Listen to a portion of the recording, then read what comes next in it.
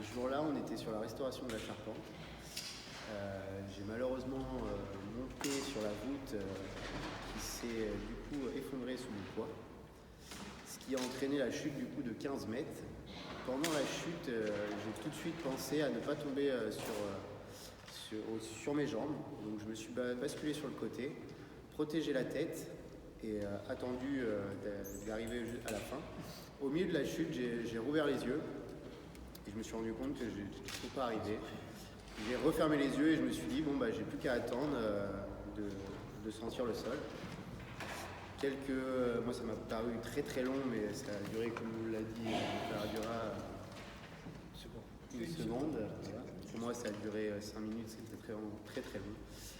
Quand je suis arrivé au sol, je suis tout de suite relevé. Je n'ai pas perdu connaissance. Je me suis relevé, je me suis rendu compte quelques secondes après que j'étais empalé par un morceau de banc, l'un de ceux où vous êtes assis. Donc, c'était un morceau, bon après c'est plus loin, mais c'était ce morceau-là. Ce morceau-là, là, qui était perforé de là à là, qui dépassait. Voilà, donc après avoir remarqué que j'étais empalé, je me suis tout de suite dirigé vers la grande porte qui était fermée ce jour-là.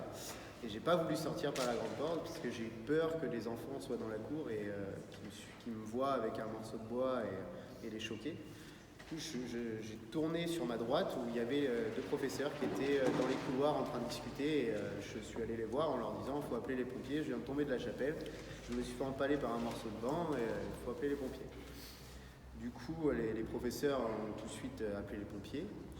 Une vingtaine de minutes après, les pompiers sont arrivés. Ils m'ont pris en charge tout de suite. Donc, ils m'ont allongé sur le côté en regardant un petit peu, voilà, fallait pas me secouer. Et quelques temps après, ils ont voulu m'évacuer en hélicoptère. Ce qui n'a pas été possible parce que le morceau de banc était du coup trop long pour rentrer dans l'hélico. Du coup, l'hélicoptère a fait demi-tour et ils ont appelé une ambulance pour pouvoir m'emmener au CHU d'Angers. Donc ils m'ont emmené au CHU d'Angers. Moi, toute cette partie-là, j'étais plus conscient. Je leur avais demandé de me mettre un calmant qui s'est fait très rapidement. Donc toute cette partie-là, j'ai pas du tout de souvenir. Et du coup, je me suis réveillé à l'hôpital, voilà, avec plus de morceaux de banc, plus rien, comme si de rien n'était.